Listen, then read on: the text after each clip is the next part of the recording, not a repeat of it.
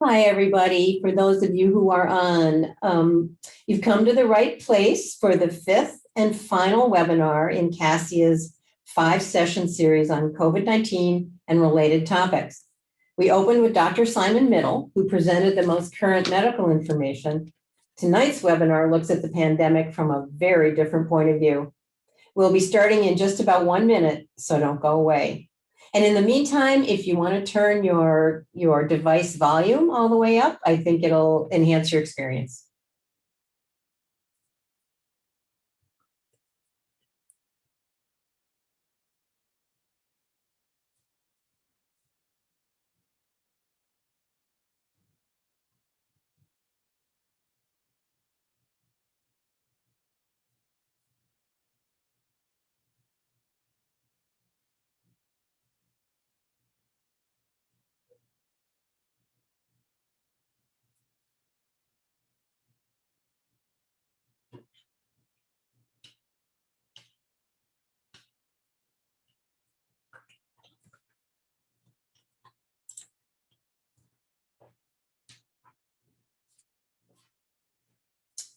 Hello and welcome again.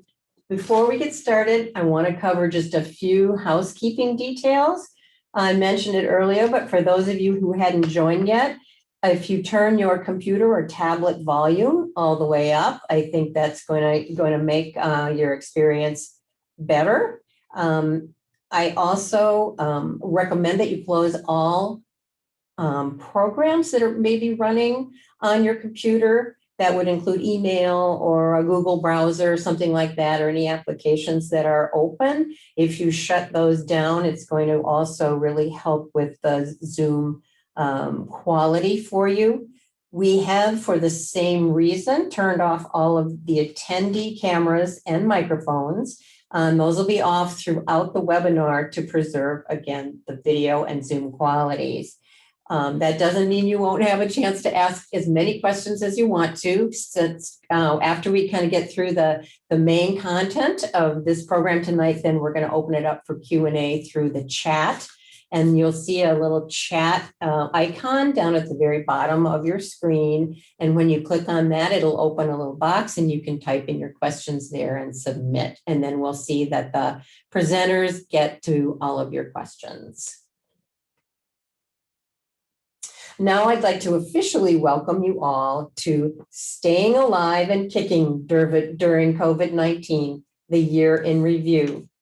This features one of the Twin Cities musical phenomena and their tight-knit group and how they kept making music in spite of the hurdles caused by the pandemic. My name is Kate Ingalls Maloney, and I'll be your Cassia host for this hour. I'm the Director of Technology Integration and Education at Cassia, and part of a team that's developing Cassia's new online education and entertainment platform, and bringing you this program tonight. Tonight's webinar is an eye-opening look back at the past year with Alive Kickin, a Minneapolis-based senior services nonprofit arts organization. Michael Matthew Ferrell and Jason James Hansen will share how their senior rock and roll group took on the challenges of virus mitigation and technology to keep their members connected and producing energetic and inspirational performances during the pandemic shutdown. They will rock you and they'll knock your socks off. Michael Matthew Ferrell is the executive artistic director and founder of Alive Kickin, now in its 11th year. Ferrell shifted his focus away from his own very successful professional career as a director and a choreographer to devote his time and energy and abundant talents to seniors hoping to reactivate and rediscover, and sometimes discover for the first time, their own voices.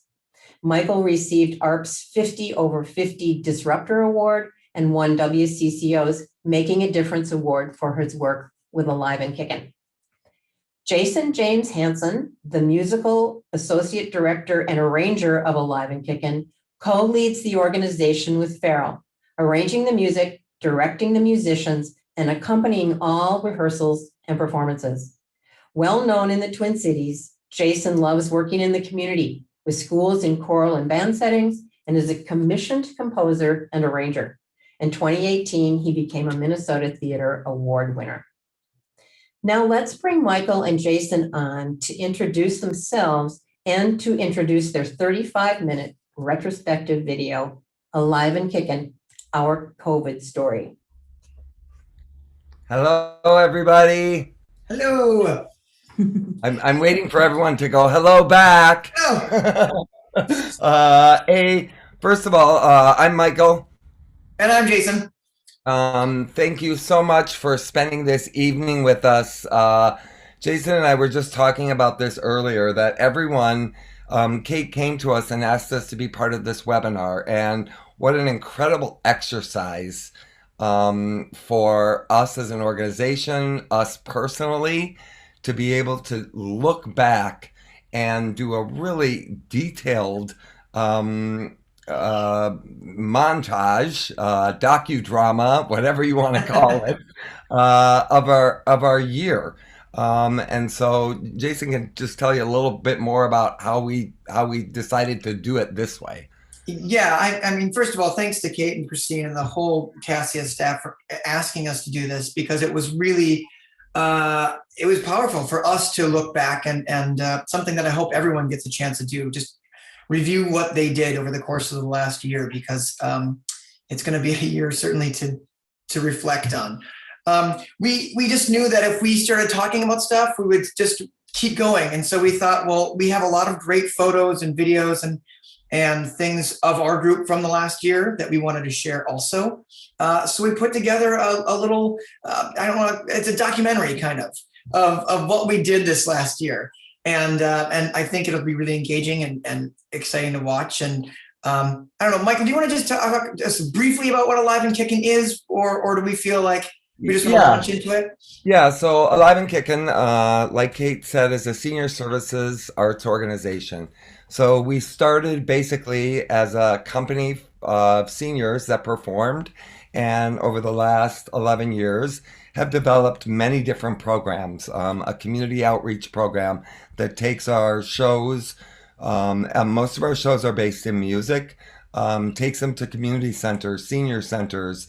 We performed at the National Senior Olympics. And so in a typical year, we do 15 to 20 of those. We have another program called Sing Out that is geared towards folks with dementia, Alzheimer's, schizophrenia, and it's a monthly gathering of just music and community. We've started doing multi-generational performances as well. So we've really grown over the years, and our mission is to serve seniors and to give them a voice. And we were really, really fortunate. I mean, you can imagine all those things are very hands-on, very in-person things. And this year we've because everything had to shut down, we were able to find ways to make all of these things still happen. And so we want to be able to share that with you and show you how we did that, and then give you a chance to ask questions about anything else you have around that. I don't, Michael, anything else before we kind of let you sit back and relax? Sit back, enjoy. If you have questions throughout it, throw them in the chat or write them down. I say enjoy. Yeah. Thank you again for coming.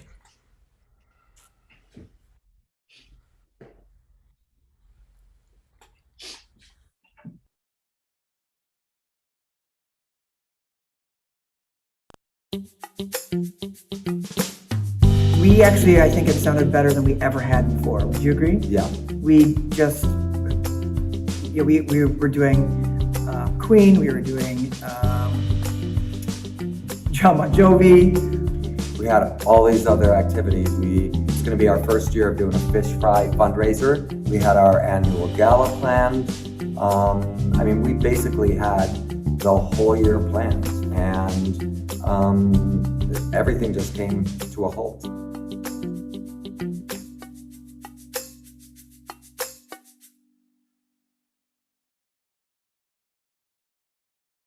March 10th, 2010.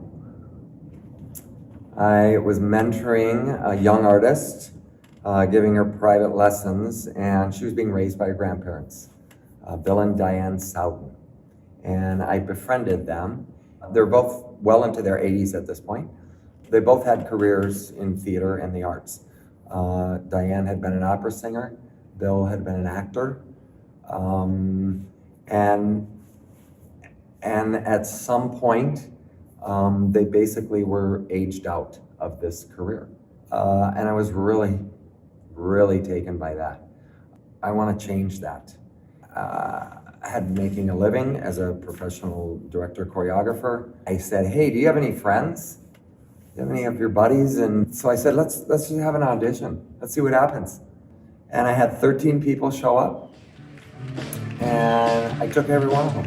And present to you Alive and Kickin. I really didn't even know the magnitude of what it was going to be. Whoa!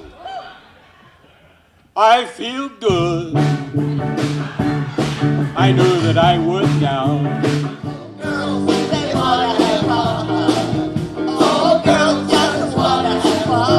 And then Jason Hansen came on board. You know, as an artistic associate, we started dreaming big. What can we do? What can we produce? Listen to me when I say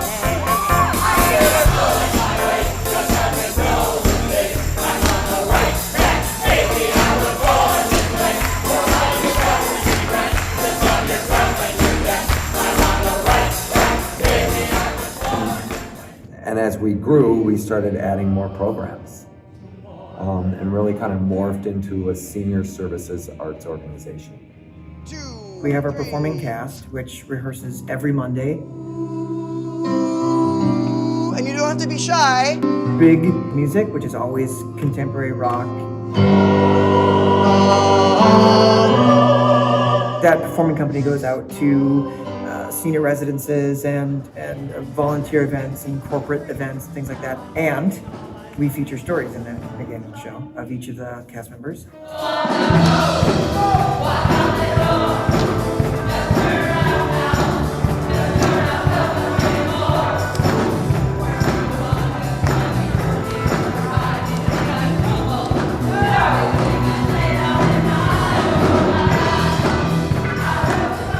And it's rewarding. At the end of each year, we showcase the music we've been working on in a big, fully produced theatrical event. The way you make me feel. The way you make me feel. You really turn me on. You really turn me on. You knock me off of my feet. I left my home in Georgia. I headed for the Frisco Bay. It's hard to describe because it's half concert, half storytelling, theatrical experience. Lights, band, sound. People come who have never seen us expecting one thing, that they think, oh, old people singing, won't that be sweet? Yeah. And they walk away feeling like they just went to the greatest rock concert of their lives. You know you get it. Take another little piece of my heart now, baby. Yeah, yeah. It's a theatrical event unlike any I've ever seen, or that I know of.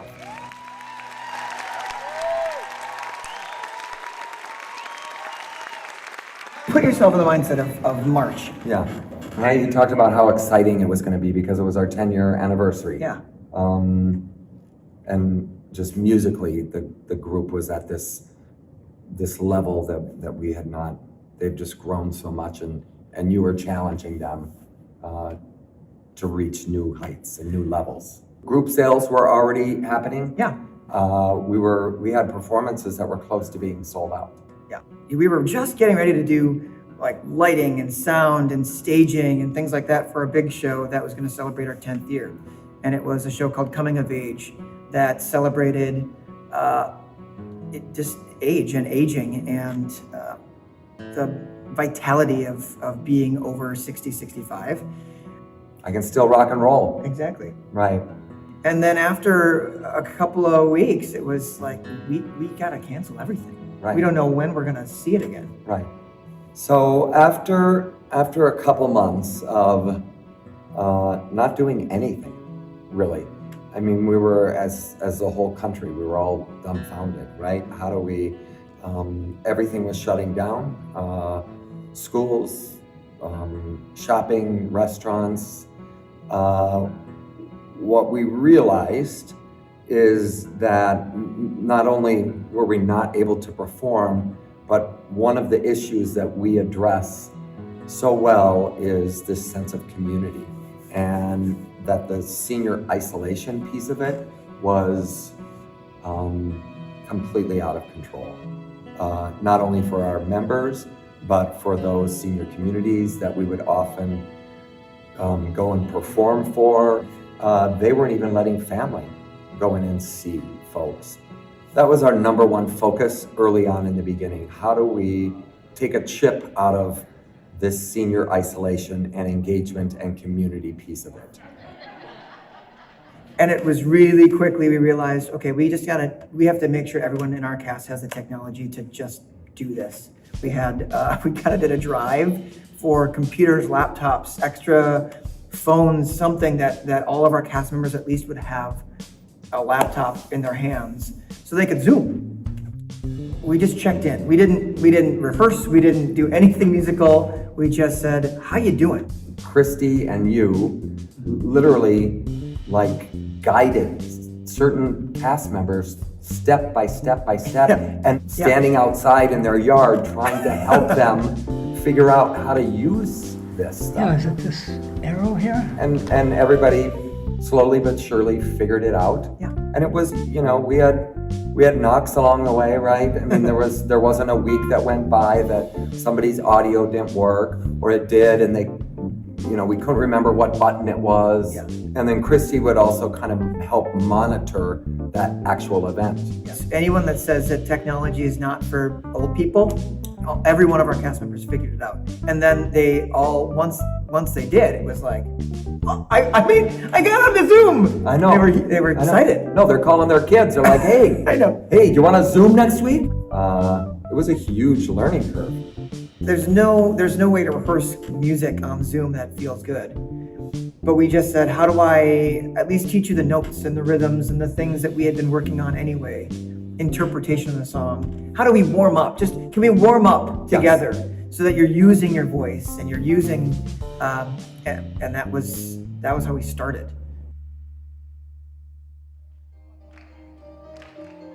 Peace for the Ages was the first time we had done a collaboration with another theater company made up of youth, of kids, and we had been working on that the whole year. So we actually took 14 of our cast members, and Stages Theater Company took 14 of their regular student performers, and we put them together. They had built a relationship. We had pizza together and rehearsed a bunch of songs. I mean, it was months and months of work. Yeah. And a completely original, unique collaboration that had never been seen in the Twin Cities. And then we were a week away. A week away from that moment of we were like ready to go on stage. It was devastating. This is me.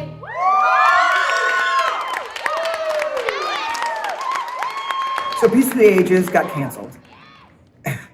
And we were just deflated after that, and said, well, can we at least, we got all these relationships with these students and with these seniors, can we get them on Zoom so they can see one another? And I think we did that on the anniversary of what was going to be our show.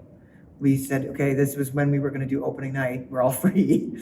We're not doing the show anymore. Can we just get together? And Sandy at Stages had the idea, I think, to say, can we do a virtual performance of one of the songs and have the kids record their part and the seniors record their part. And we hadn't tried that. That wasn't the plan. But while we were all in lockdown and staying at home, all the students recorded their songs, all of the seniors recorded their song, put it together.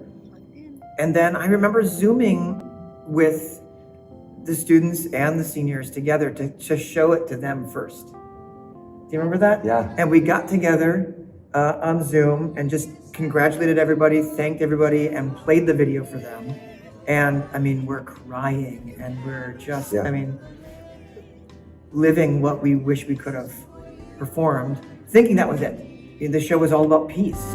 We are the world. We are each other's. We are the ones who make brighter days. So that's our gift for human race. There's all the joys created, darling.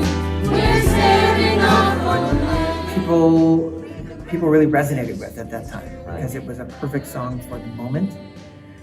It was also Sandy that said, hey, we've canceled this. Will you put this out? And so we were able to broadcast that on our social media and our websites.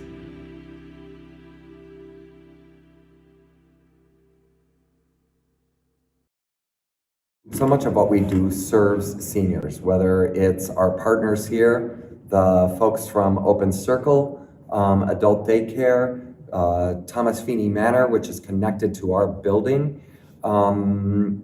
We thought, how do we try to connect and engage with some of our fans? And so we started a letter writing campaign early on. And we got lists from different senior communities, including the partners from here with their names, divvied those up between our cast members. Some of them took 3 and 4 different people. Every other week, we were writing letters and corresponding, and they built these relationships, and then it turned into like, here's a little gift, right? Yeah. One of them was buying stuffed animals for her people. Sweet. So that was something we did early on as well, to try to stay connected. So Sing Out is basically a community sing-along. Once a month program where anyone's welcome to come and sing rock songs with us. And we have a book of lyrics that they can sing along with. Alzheimer's, schizophrenia, memory loss. Folks with disabilities. I mean, Yeah. a lot of folks in wheelchairs. Yeah. But it doesn't matter what your ability is. You're welcome. And they light up. We light up because we all get to share music together.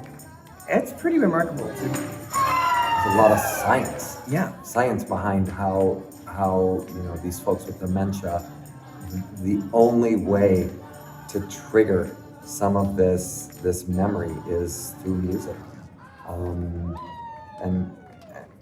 And so a lot of what we do now is focused on that piece of it as well. We had to figure out we couldn't just cancel that. We couldn't just ignore that aspect of our programming. How do we just shoot a video that looks and feels like that experience or like that activity? We came to our center, 5 of us, we filmed it, we put together 5 or 6 songs. Rockin' seniors out there. I'm Michael. Hey, I'm Christy. Hey, I'm Jeffrey. We did a wide shot of all of us participating and singing, but then we did this like rock and roll karaoke style scrolling of the words.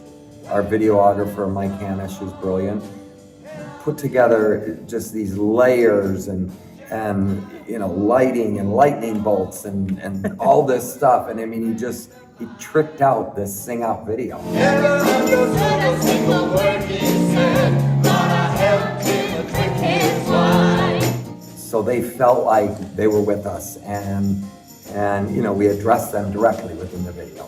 We had never done anything like that, completely brand new. Then they would play that. Some of them have their own network or their own channel, their own community channel within their senior facility, and so they were able to show that throughout the week. Like a exercise video, like Richard Simmons' video, that you just put it in and you play it, and then you get to keep exercising your mind and your body. Yeah. And it just gave those seniors another way to participate, stay active, stay connected. And the only thing that was missing was the hug that you get when they're walking in the door.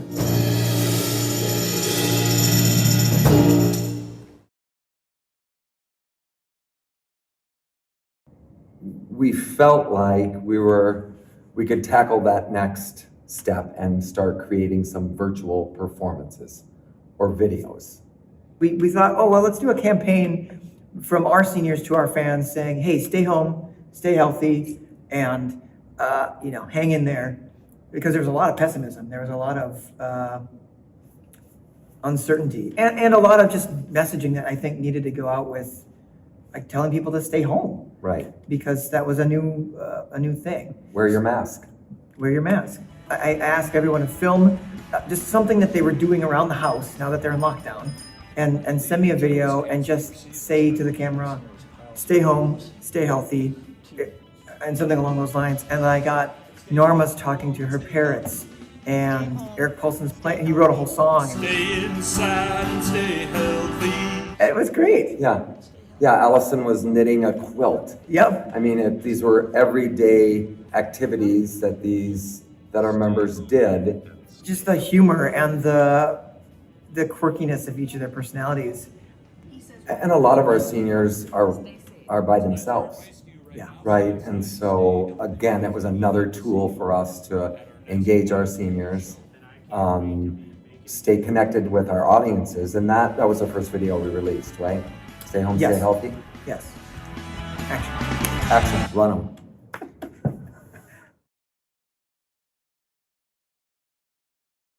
Coming of Age was our 2020 10-year anniversary show.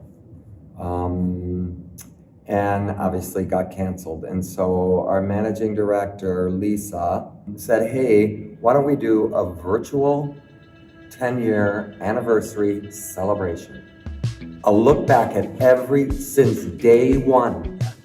Let's take this virtual look, including videos, a photo montage, playbills, and we're like, do you think we're gonna pull this off when the first one's due next week? Every day release a whole new thing leading up to opening night. I was in charge of collecting photos from the last 10 years. Jeffrey was in charge of making sure all our playbills and our postcards were in this in our Google Drive. Jason was in charge of putting all the videos together. I hadn't really done much video work, but it was like, okay, let's see if we can create a montage of these shows from the last 10 years. The idea was really to say, let's take the time that we were going to do our 10-year show in June, and because we can't do that performance, why don't we every single night of those 2 weeks do a look at every single one of our years. And the last one was for the 10th year. So we had some photos and a little bit of video from earlier in our 10th year that never got completed. Year one we did Forever Young. Yeah. And we were gonna do that again in year 10. The finale. And we said, let's take the finale, let's make a virtual performance out of it, which we had never done. Never done. It was a song that in year one, that was the finale of our first show. And it's a song that just rings true to who we are. Yeah. Making sure they had headphones and 2 different devices. And then you created like a whole track with a conducting audio. Yeah. They were watching that being recorded on another. I mean, it was complicated. It was frustrating. I remember, a lot of them would call us and say, I can't do it. I can't, I recorded it and it sounds like crap. 374. And I'm not sending it in, and they would record it again, and they would record it again. And then I'll take every one of those tracks and I'll mix them together, and we'll put it all together. It'll sound like we're all singing together. And fortunately, that's kind of what it sounds like. But it's 15 times as much work to do something like that than just to get together and sing. 15? 15,000. No, 15,000, yeah. 15,000, yeah. May God bless, keep you always. May your every wish come true. May you always do for others and let others do for you. We had a timeline and then realized that Dwight was still in the hospital. Had just been through an incredible rounds of chemotherapy and hospitalizations, and Dwight was the lead vocalist. He did end up getting out and coming home, and his sister went over and helped him record it. It was a day after he had gotten home from another pretty extensive hospital trip and recorded the most unbelievable version. May you stay, may you stay forever young.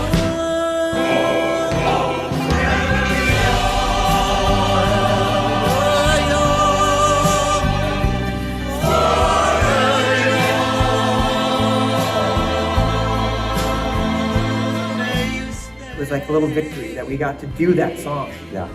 even though we couldn't do the show. But we got to the other side of that and produced an unbelievable version of Forever Young. May you stay, may you stay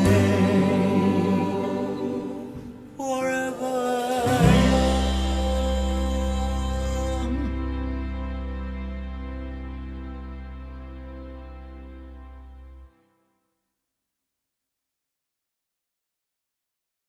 The first thing we did is we did these one-on-one cast check-ins with every cast member out on our porch at the Cora McCorvey Center. And part of that was also for us to find out, you know, just to check in about comfortability level. It was in June, and it was after our big 10-day celebration. 90% of our members wanted to be in person and felt comfortable. And again, it was, you know, we had all the protective equipment, but it was an overwhelming response how the pandemic was affecting them psychologically. We just point blank asked every one of our members, how would you feel if we started at rehearsals again in person? And we'll be outside. Right. We will wear all the protective equipment.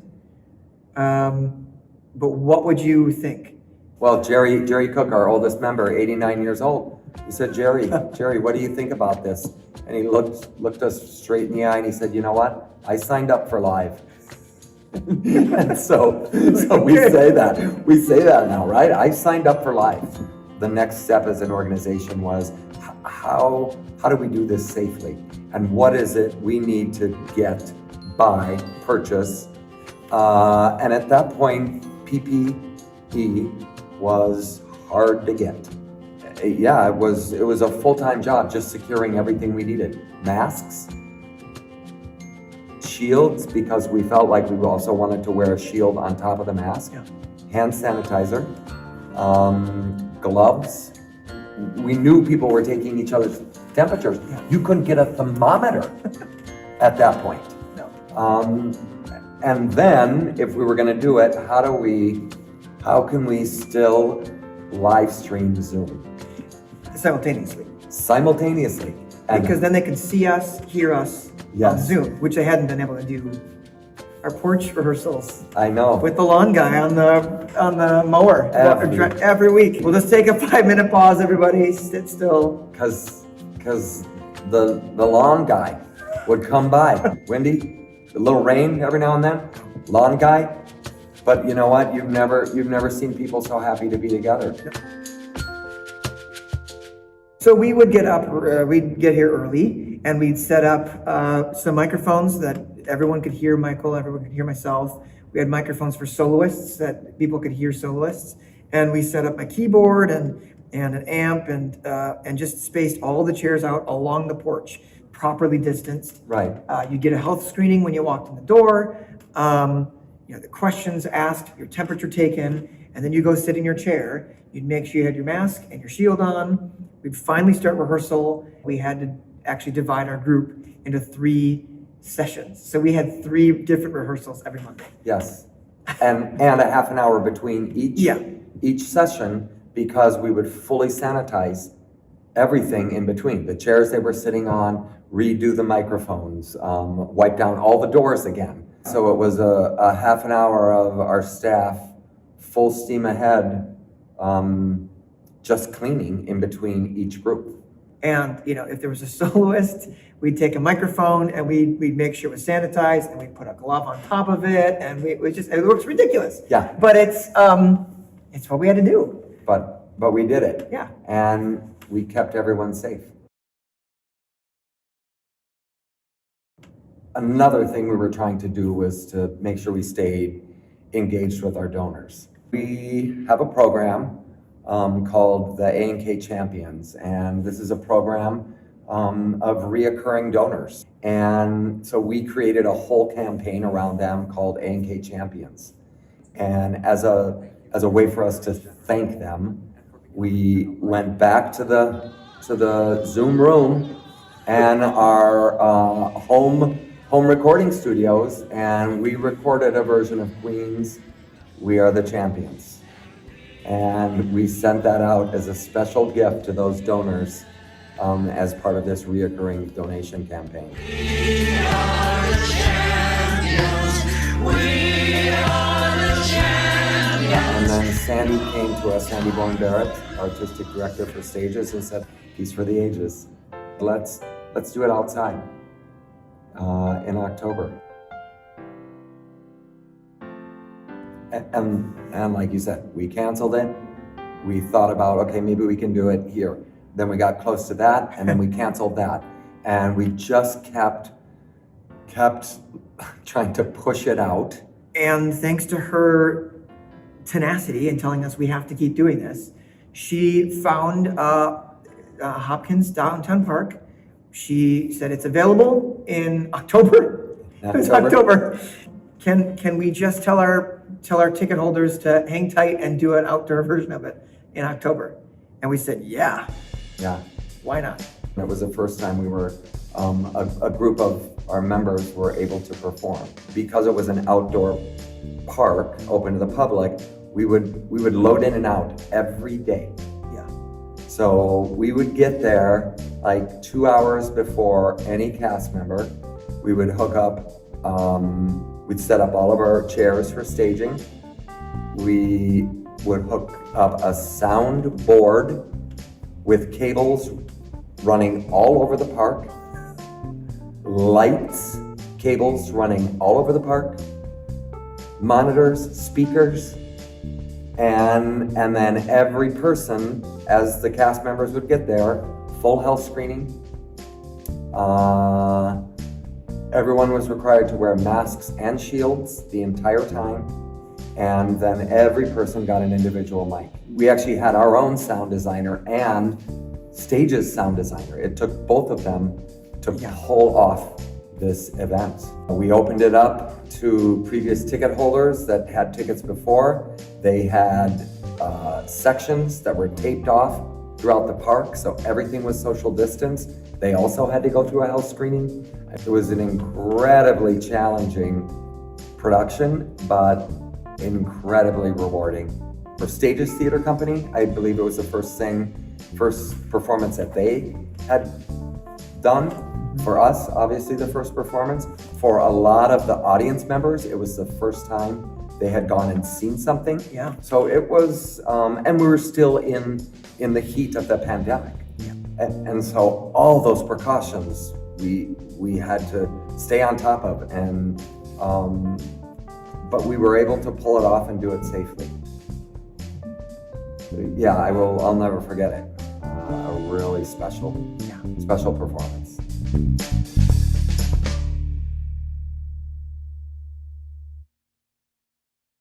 I often forget who has these brilliant ideas. This one was you. This one was me? Yeah. Okay. And you said it's due in a week. Yeah, it's due like in a week. Can we, the holidays are coming and everyone has sacrificed so much. Can we pull off a version of Silent Night? And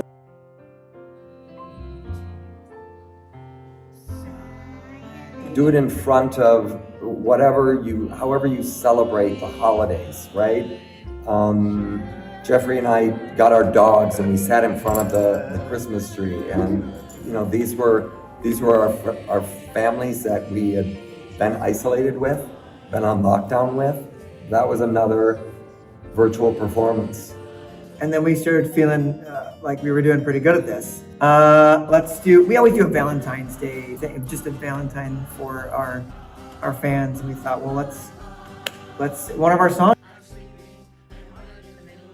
It turned out great. We designed that one from top to bottom. We actually had the idea early enough that we could start from the beginning with the design and Right. and then talk to our cast about it, have them record it, and they were really familiar with the song, so that helped.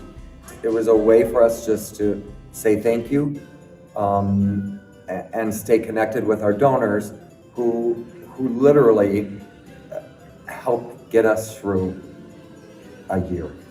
That was wild enthusiasm and appreciation from the fans. I love her.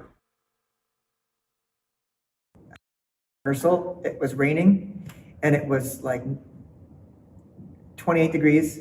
Yeah. I don't know. Yeah. It was cold. Yeah. And we kind of looked at each other. And we're like, we're miserable right now. And then we had a little staff meeting after and said, Yeah. we're not long for We being can't. outside. No. By this point, one of our staff members, Christy, who was programs and events manager, was now our COVID officer, basically, right? Everything to do with COVID, the rules and regulations, which were, always changing, right? And we did a lot of research into how do we purify the air within the room we rehearse. And then what would it take for us to sanitize that room every time we use it? In between, our donors came through once again. 1, 2, 3. We ended up buying extremely high-end air purifiers. Which a lot of the dentist's office were starting to use, and continued our really strict policy of masks, shields, health screenings, wiping down all the chairs. Everyone's, at least 10 feet apart. Small groups, 12 at a time. Here we go. We always wanted to make sure we had a Zoom Last option time, everybody, available. Because if someone wasn't feeling well, of course, we're not going to have them come in right now. Right. If someone's, we have some that are just getting surgery or they're recovering from things, they can't come in and see us in person. And we're very lucky that we have a facility with a large room that we can space people out with enough distance to allow us to have really what we had on the porch. Right. The sound, the sound isn't great, but it is some sound. We get to hear something. We get to hear something, and for an hour or an hour and a half for each one of those people, that is what's I know because they've told me that is what's helped get them through this last year of COVID-19. Yeah, nice job.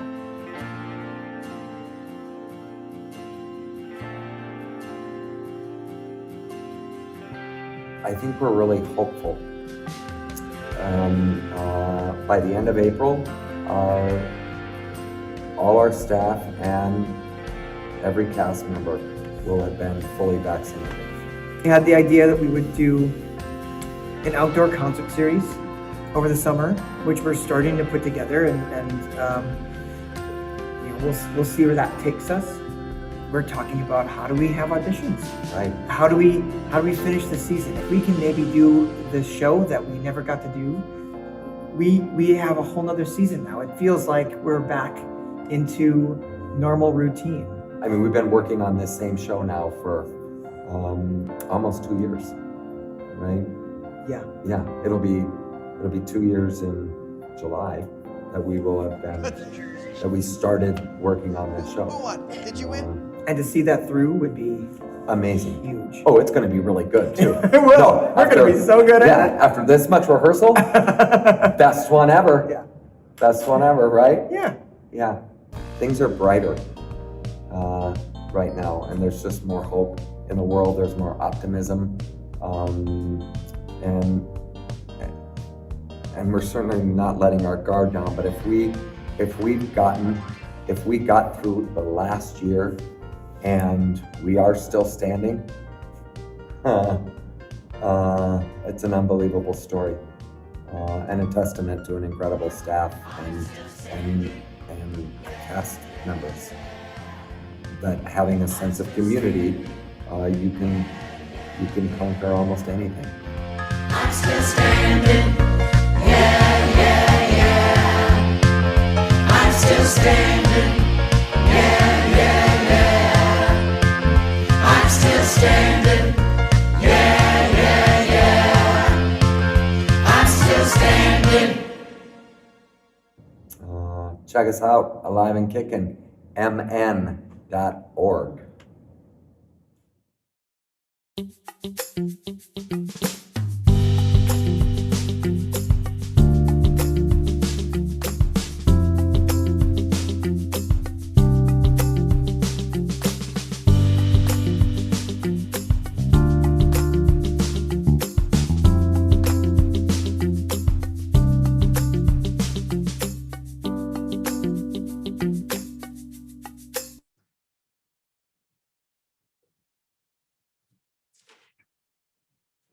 Thank you guys so much. You're not just still standing, you're still dancing and singing and spreading unbelievable amounts of joy and community. So thank you so much for putting that story together, your journey for this last year. It was unbelievably interesting and inspirational. Just one quick thing. We do have some questions coming in through the chat. Want to just remind people that if they want to continue to submit the questions, again, go to the bottom of your Zoom screen, click on the little chat icon, and then you can submit your question using by typing it in. And I think then what we'll do is we'll bring Jason and Michael back to answer some of these questions that have come in. I've got them on little scraps of paper here, and then you guys decide who's going to field them.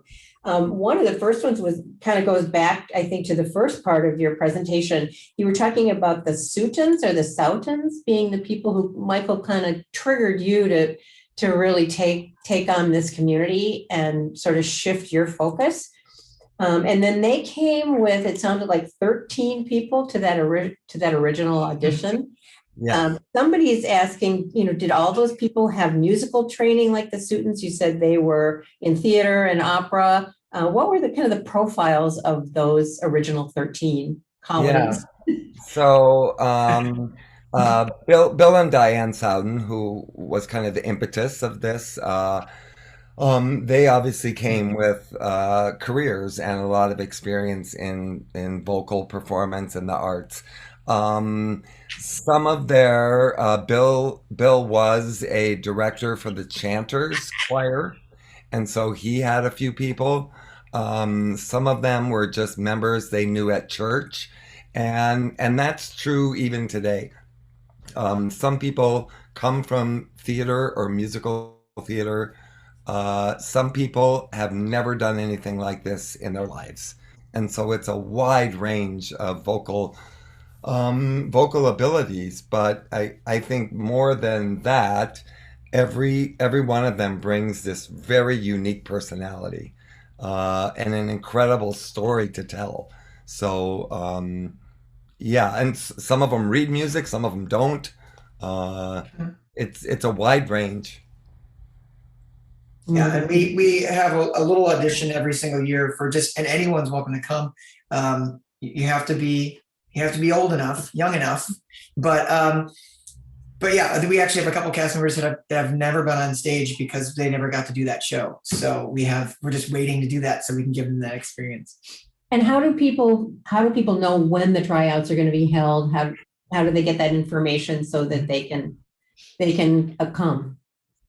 Yeah, so on our website, there actually is an auditions page. And so if you go to that, you can submit an inquiry and it comes to me. And then I send out different, cast requirements. In a typical year, we would audition in July. This year, we're scheduled to do them in August. Got it. Okay. And are there other ways for seniors to become part of that community if they don't want to be singing, but are there other ways for them to contribute as volunteers or as prop people, as costumers? Are there other opportunities? Yeah, so we also have we have an incredible volunteer team that does all of those things. I mean, they help when it comes to the shows. They help at our sing out programs. Again, on the website, there's a whole volunteer contact us that you just enter your information, and Sue Perko, our volunteer coordinator, gets back to people and finds out what kind of interest do you have. Great. And is all of your staff paid? Are your, you said that you're doing a lot about the donor funding that you received and those really loyal people. Yeah. Or do you receive any other grants or arts funding other than through your donors? Yeah, so we have a couple incredible foundations. I'll just shout them out: the Thorpe, the Dreyfus Foundation. One of our biggest supporters is Aroha, who actually have gave us a 3-year expansion grant. And then we get funding through Minnesota State Arts Board, the Regional Arts Council. But we have a full-time development team that goes after that as well. That's great. And yes, all the staff are paid positions. And I will say proudly that nobody took a salary decrease last year. So yeah, we've just heard such kind of discouraging things about what the COVID impact has been to the arts in the Twin Cities and all over. Yeah. And to see that you guys are hanging in there and thriving, and that we're and then you mentioned that you're all going to be vaccinated by the end of the month. So then woohoo, yeah, woohoo. So another question, do you have any live shows planned for 2021? And you did touch on that. And then someone else wants to know, once you do open up and you go to live performances, will you continue to create online experiences for the people who perhaps can't get to a live performance? Will we still have access to you online? Yeah. I'll let Jason talk about Jason, I signed up for live. I signed up for live. We actually joke, we have a couple things we say now. It's just like we've never been busier in some ways, which is exciting. It's like you can see, Michael and I love this cast. We love each other. We're very lucky we have fun doing all these things. Yeah, we have started planning a summer that we're calling a summer tour, but it's a bunch of outdoor performances with some concert series for some local concert series throughout the summer, and then a handful that we're just doing ourselves and putting up. And we're gonna we're really close to unveiling the information on all that and giving all the dates and where we'll be. And we are also close. You'll get a little exclusive to unveiling when we're going to be able to do that show again this fall. And we're really excited to finally get to put that together. So, I would check us out on how close are we, Michael, to like just weeks away, I would imagine, maybe even less, to just sharing with everybody what we're up to. And we've got a really full schedule starting in July, really, on where you can come and check us out in person. I want to be on your mailing list for sure. Yeah, I was gonna say that's the best way to go to our website and sign up. I'm not gonna bug you every week, right? But sign up to be on the mailing list, and you'll be in the know and get all the updates as they come out. Fantastic. I have a couple of questions have come in of people really interested in kind of how this whole thing with the technology work. One question was that somebody commented that they loved the intergenerational experience that you were working on, that then got interrupted. Yeah. It got COVID interrupted, and they're asking, did the young people help some of your cast members, some of your music members with any of the Zoom training? Could you press any of them into action? I wish we would have done that. Yeah, because they would have been great teachers.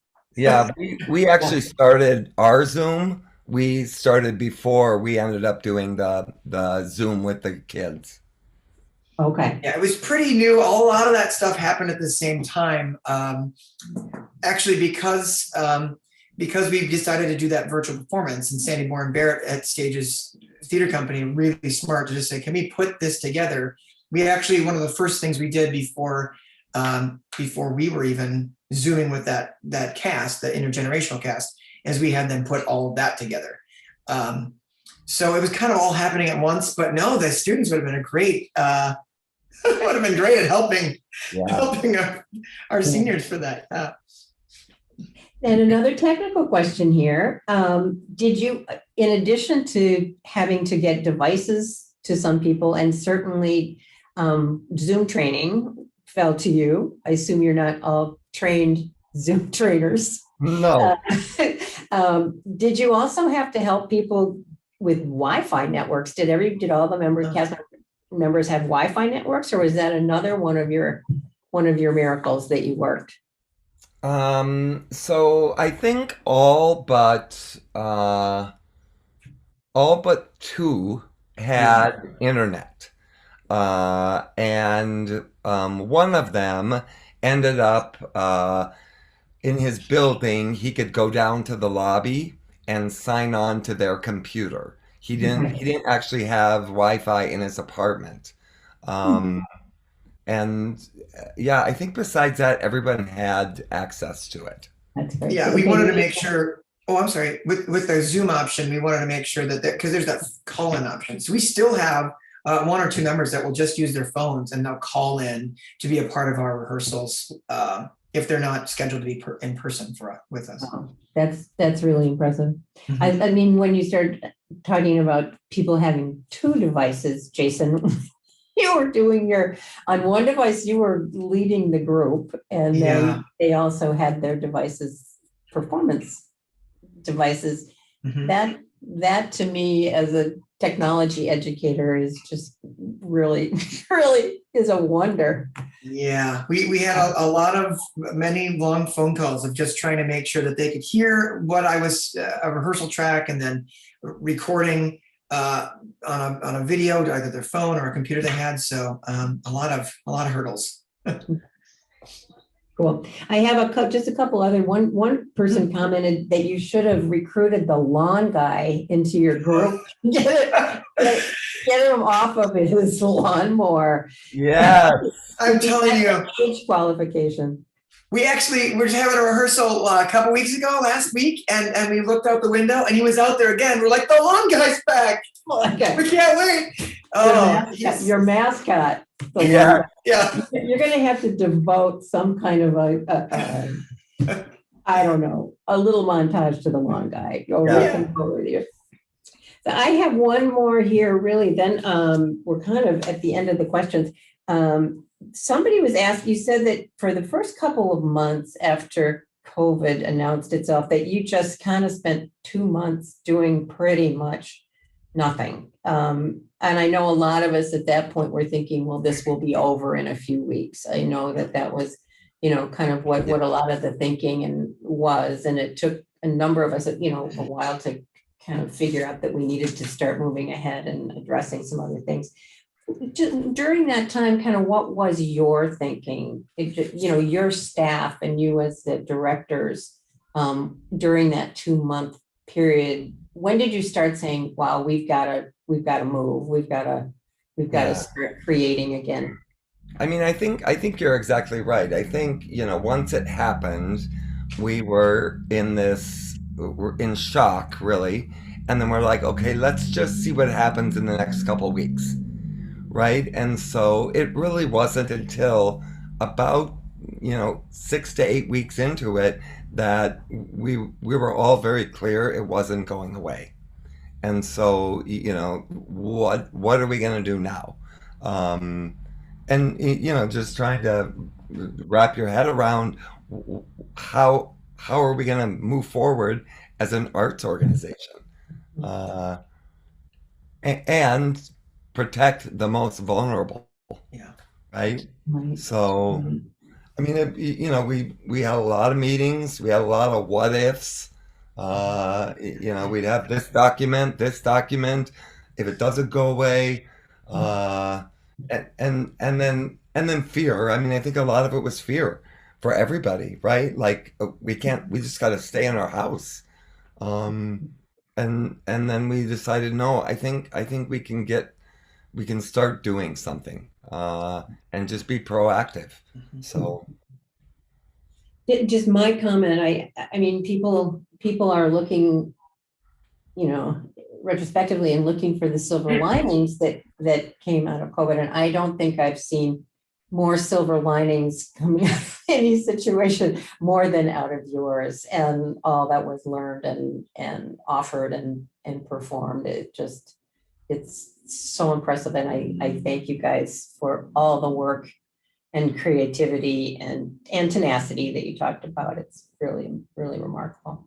Well, and thank you again, because you're asking us to do this, like we had said before, it really helped us give a chance to reflect on it too. So, I mean, if any other people have questions, I do hope that they reach out, and we'd love to get in touch and tell you more about what we do. Oh, absolutely. And will anything that comes to us, sometimes people will come to us with questions a day or two later. When they think of them, we'll forward those all on to you great. for sure. So we're going to say goodbye to you guys. Just going to wrap up here, close down a little bit, let people know about our next webinar, and have a great evening.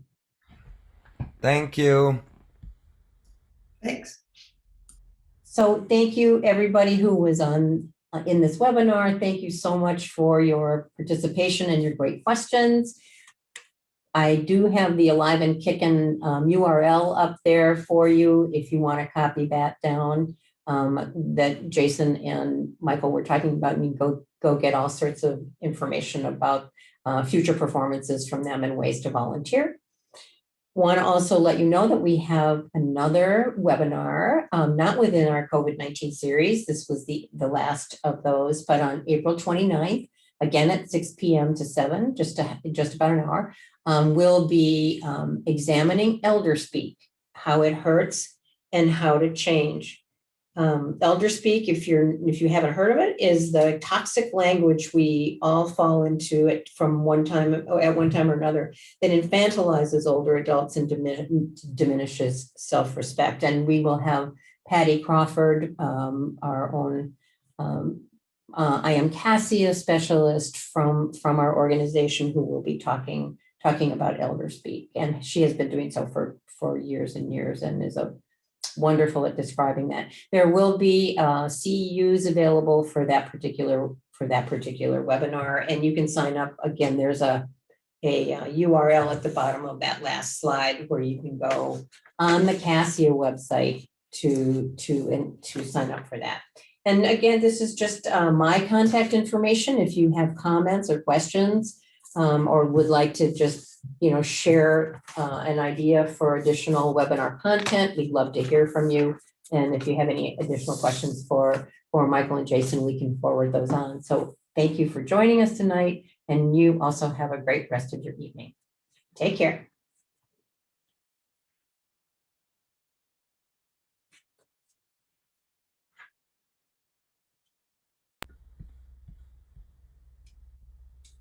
Thanks again, Kate. Thank you, guys. It was a lot of fun. Yeah. It was great.